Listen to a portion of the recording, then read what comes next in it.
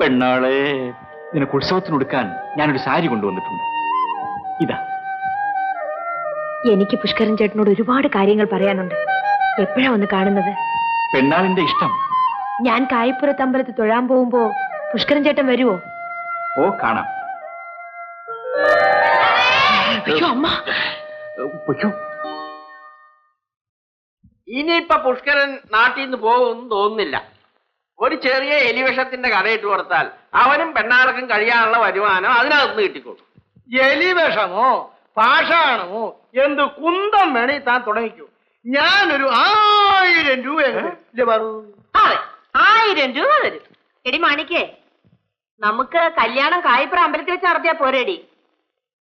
നിങ്ങൾ എവിടെ വെച്ച് നടത്തണോന്ന് പറയുന്നോ അവിടെ വെച്ച് നടത്താൻ ഞങ്ങൾക്ക് സമ്മതമാ. ഇല്ലേ? നിനക്ക് എപ്പോഴാ രൂപ വേണ്ടേ? സൗകര്യമായി സാവധാനം തന്നേച്ചാ മതിയേ. നീ എപ്പോ വേണമെങ്കിൽ ചോദിച്ചോ, ഞാൻ 1000 രൂപ അങ്ങ് തരും. 1 2 3 4 5 6 7 8 9 10 1000. ഞാൻ ഈ രൂപ പപ്പുവിന് കൊടുത്താൽ പെണ്ണാളെ എനിക്ക് കിട്ടാതിരിക്കാനാണല്ലോ വഴി. വേണ്ട.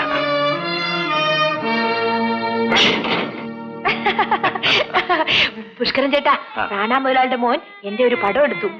റാണാ മുതലാളിയുടെ മോനോ? ആ, പ്രതാപചന്ദ്രൻ. ഇന്നലെ ഞങ്ങളെ വീട്ടിൽ കാറിലാ കൊണ്ടുപോയി വിട്ടത്. 1000 രൂപ ശ്രീധരൻ തരുന്ന പിന്നെ ആരാ? എന്റെ പടം എടുത്തിരിക്കുന്നതേ സിനിമ പോലെ നല്ല നിറത്തില. എന്താ ഒന്നും മിണ്ടാത്തത്? ഈ പറഞ്ഞതെല്ലാം വേണ്ടാത്തതായിരുന്നു. നിന്നെ ഞാൻ കല്യാണം കഴിക്കുന്നത് നിന്റെ വീട്ടുകാരിൽ നിന്നും പണം വാങ്ങിയിട്ടാണെന്ന് പറഞ്ഞാൽ പിന്നെ നമ്മൾ രണ്ടുപേരും തമ്മിൽ സ്നേഹമെന്ന് പറയുന്നതിൽ എന്താ അർത്ഥം? എന്ന് വെച്ചാ പുഷ്കരൻ ചേട്ടന് ഫോട്ടോ കടയിടാൻ കാശ് വേണ്ടേ? കല്യാണം കഴിഞ്ഞാൽ പിന്നെ നമ്മൾ എങ്ങനെയാ ജീവിക്കുന്നത്? അന്യനാട്ടിലൊന്നും പോവാൻ ഇനി ഞാൻ സമ്മതിക്കില്ല. നാട്ടിൽ എന്തെല്ലാം പണിയുണ്ട്. റാട്ടിൽ കയറ് പിരിക്കാം, കേവ് വെള്ളം ഊന്നാം, ചുമട് ചുമക്കാം, പിന്നെ മീൻ പിടിക്കാൻ പോകാം. അതെന്താ അതെന്താ പെണ്ണാൾ ചിരിക്കുന്നത്? കൊള്ളാം. ഇതൊക്കെ എന്റെ ചേട്ടൻ ചെയ്യുമെന്നോ? പള്ളിക്കൂടത്തിൽ പഠിക്കുമ്പോ ചീനവലിക്ക് ഒരു കൈ പിടിച്ചു കൊടുക്കാൻ കുറച്ചിലായിട്ടല്ലേ ചേട്ടൻ നാട് വിട്ടു പോയത്? അത് ശരിയാ പെണ്ണാൾ. 10 ക്ലാസ് പഠിച്ചപ്പോ ജാതി തൊഴിൽ ചെയ്യാനൊരു മടി. വീട് വിട്ടിറങ്ങിയപ്പോഴാണ് ഈ ജോലിയുടെ മഹത്വം മനസ്സിലാക്കുന്നത്. ഇപ്പൊ ഏത് ജോലി ചെയ്യാനും എനിക്ക് ഒരു മടിയുമില്ല. അശുദ്ധേ, ആ പാച്ചൻ ചേട്ടൻ വരുന്നു.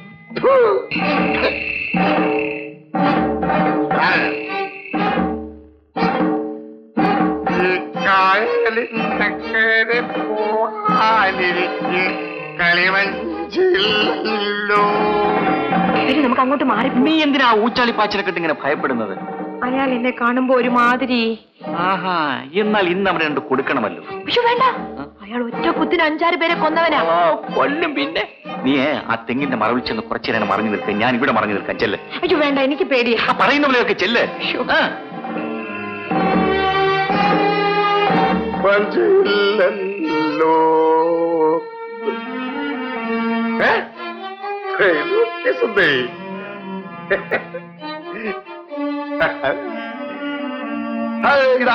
ഒരു കാര്യം ചോദിക്കണം വിചാരിച്ചിരിക്കുകയായിരുന്നു.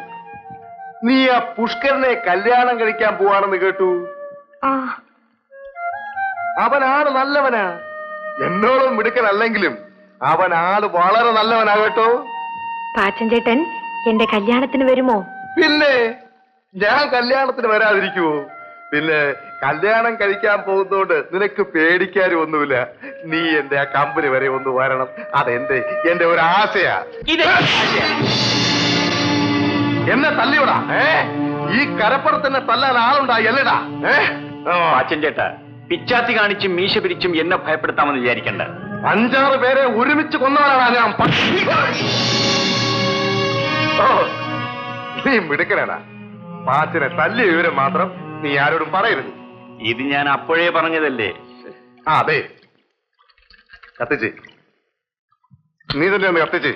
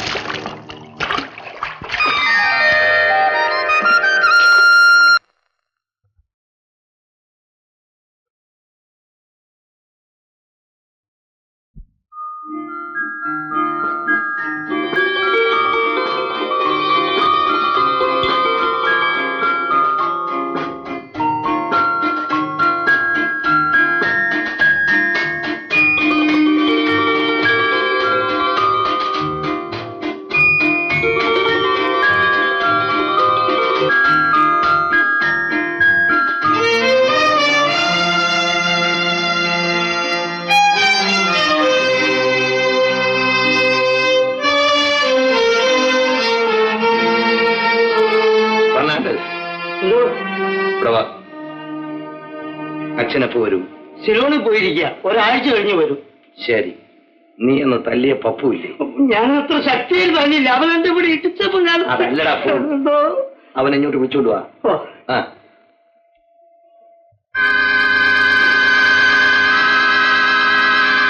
ഇരിക്കണം. അയ്യോ ഞാൻ ഇവിടെ നിന്നോളാം. ഇങ്ങോട്ട് ഇരുന്നേട്ടെ. ഞാൻ ഇവിടെ ഇരുന്നോളാം. പപ്പുചേട്ടൻ ഞാൻ പറയുന്നത് വിശ്വസിക്കണം. പപ്പുചേട്ടന് തരാൻ വേണ്ടി 1000 രൂപ ഞാൻ അലമാറയിൽ നിന്ന് എടുത്തതാണ്. അത് അങ്ങോട്ട് തന്നെ വെച്ചു. ഞാൻ പപ്പുചേട്ടന് രൂപ തരാൻ ആഗ്രഹിക്കുമ്പോഴൊക്കെ എന്റെ മനസ്സ് എന്നോട് ഇങ്ങനെ മന്ത്രിച്ചു, നീ എന്തിനു രൂപ കൊടുക്കണം, നിനക്ക് എന്തുകൊണ്ട് പെണ്ണാളെ കല്യാണം കഴിച്ചുകൂടാ എന്ന്. അയ്യോ കൊച്ചുകാളി എന്തുമായി പറയുന്നു? ഞങ്ങൾ ചോദിക്കരുതേ. നിങ്ങൾ എന്നെ മുതലാളി എന്നൊന്നും വിളിക്കണ്ട. നിങ്ങൾക്ക് ഇഷ്ടമുണ്ടെങ്കിൽ എനിക്ക് നിങ്ങളെ അച്ഛ എന്ന് വിളിക്കാനുള്ള സൗകര്യം ഉണ്ടാക്കി തരിക. പെണ്ണാളെ കണ്ട ആ നിമിഷം മുതൽ എന്റെ മനസ്സ്. എന്നെ മുതലാളി അങ്ങനെ പറയരുത്. എന്റെ മോള് പെണ്ണാളും എന്റെ കൂട്ടുകാരന്റെ മോൻ പുഷ്കരനും തമ്മില് കൊച്ചുനാളിലെ വലിയ സ്നേഹത്തിലാ. പപ്പുച്ചേട്ടൻ നല്ലപോലെ ആലോചിക്കൂ. എന്റെ മനസ്സോടുകൂടി അവളെ മറ്റൊരാൾക്ക് വിവാഹം ചെയ്ത് കൊടുക്കാൻ ഞാൻ ഇഷ്ടപ്പെടുന്നു. അയ്യോ കൊച്ചുമാളി അങ്ങനെ പറയരുത്. നല്ലപോലെ ആലോചിക്കും. ഞാനങ്ങോട്ട്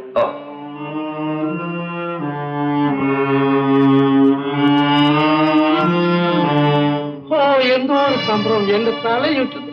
കൊച്ചു മുതലാളി എവിടെ കിടക്കുന്നു, നമ്മൾ എവിടെ കിടക്കുന്നു? അയ്യോ, പെണ്ണാളിന്റെ ജാതകം കുറിച്ച കണിയാർ അന്നേ പറഞ്ഞതാ, അവക്ക് രാജയോഗമാണെന്ന്. കോന്തി ഓടിച്ച് എന്തോ പറയും. 1000 രൂപ സ്ത്രീധനം കൊടുക്കാമെന്ന് പറഞ്ഞു ഒപ്പിച്ചും പോയി. കൊച്ചു മുതലാളി കാശ് വിട്ടു തരത്തില്ല. സർപ്പക്കാരിൽ കയറി കാക്കിട്ടവനായി തുപ്പാനും വയ്യ, ഇറക്കാനും വയ്യോ. എനിക്കൊരു സംഭവം, നീ വെള്ളം ചുട്ടത്, നീ ഒന്ന് വീശ, എന്നെ ഒന്ന് വീശ. അയ്യോ എന്തൊരു സംഭവം. ഒന്നുമില്ല മോളെ, അച്ഛനെ ഒരു വ്യാധി ഉരുട്ടല്. ഞാൻ പുഷ്കരൻ ചേട്ടനോട് പറഞ്ഞ് വൈദ്യുതി വിളിപ്പിക്കട്ടെ. കാര്യമൊക്കെ ശരി, കല്യാണമൊക്കെ പറഞ്ഞ് ഒപ്പിച്ച് വെച്ചിരിക്കുകയാണെങ്കിൽ ചെയ്യാം. പറഞ്ഞതും തൊട്ടായും പിടിച്ചാലൊക്കെ പുഷ്കരൻ ചേട്ടൻ പുഷ്കരൻ